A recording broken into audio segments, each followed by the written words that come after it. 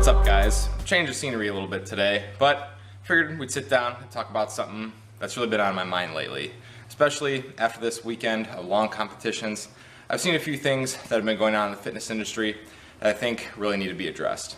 And unfortunately, there's one thing that I've seen across the board year after year, and that is coaches taking advantage of their clients. And by that, I mean, the best thing in the world is getting a new inquiry with a potential client, right? Especially as a coach. You get excited about potentially working with them and taking their physique, to a new level.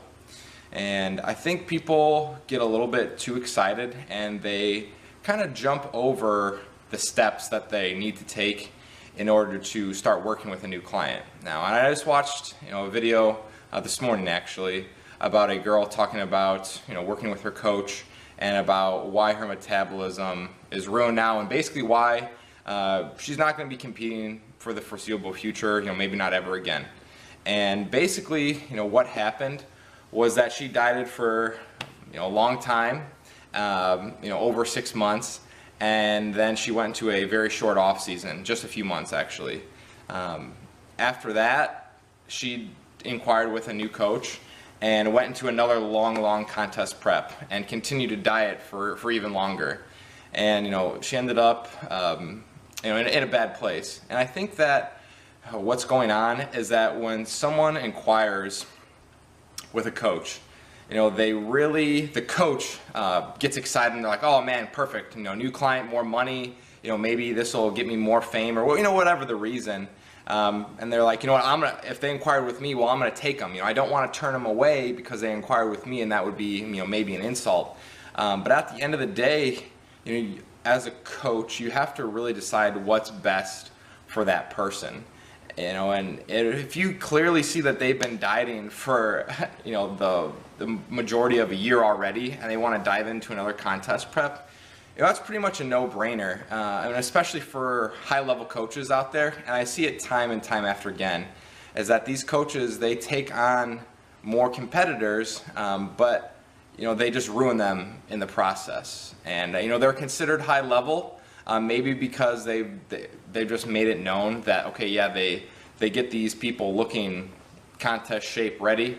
But then after they're done with them, they're useless, right? They're disposable, and then there's more people inquiring and working with them, and it's just a continuous cycle. And I'm just tired of it, in all honesty. And these coaches, they're out there, and you might not actually know who they are until you're already into it. They just ruin people's metabolisms. They don't care, about their clients, and all they care about is the end result. And granted, the clients are paying for the end result, but that's not the only thing that they should get out of the whole thing. They should have the trust of their coach that they're going to set them up, for success and keep their health as a #1 priority. And I think within the sport, and that's why a lot of people question whether physique sports are healthy or not. And in some circumstances they're not. And I would agree with that. It's because of poor coaching. And I think they can be healthy, if it's done, in a proper manner. If the diet's, slow and controlled, and if their off season is long, and not just a few months of an off season looking to take somebody, into another long deficit. So really, that's the biggest issue that I have. And I'm a contest prep coach myself, and I think I'm just really calling everybody out, on the subject. And it's a shame because, there's talk about, if natural bodybuilding is dead.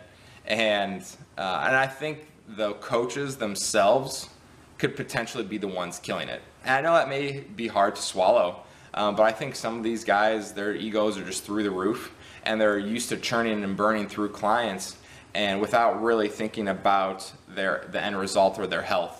And and that's why people are dropping off, in my opinion, because they go through one tough contest prep, and they end up on poverty macros, end up doing a ton of cardio, and then they don't know where to go from out. Their hormones are done, and they just don't know what to do with themselves, and they're like, honestly, this just isn't for me. And granted, physique sports are not for everybody, but I think that the coaches just need to hold themselves to a higher standard.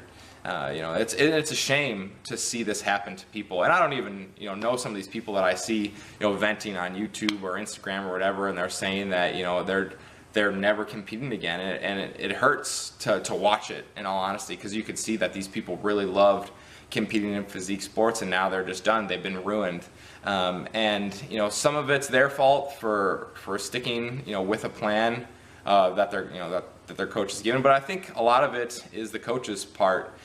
Basically saying that, oh, if you can't stick to this program, then it's just not for you. Well, when you're constantly dieting someone for months after months, for the majority of a year, for multiple years in a row, how would you expect them to feel? They're going to feel like shit. So, if you're a coach, or if you're working with a coach, or if you're looking to get a new coach, really maybe even look at some of the clients that they've worked with in the past. Inquire with them, like, how was it really working with him or her? Did they have high regard for, your health? Or after you were done working with them, were you pretty much useless? And I think, that's where a lot of the fault and the downturn in the bodybuilding community is because at the end of the day, some of the contest prep coaches look at their clients as a number, as a dollar amount, in their bank account. So really, these contest prep coaches, we need to hold each other, myself included, to a higher regard, and not always be willing to take on anybody just because of how tough their physique is, or just to make an extra buck. We really have to think about their health first and foremost, and then let everything else fall into play. So hopefully this gets out there and makes everybody think a little bit. So it was a little bit more serious topic today, but I hope that it sheds a light on what's currently going on in the bodybuilding community. Until next time, thanks for tuning in.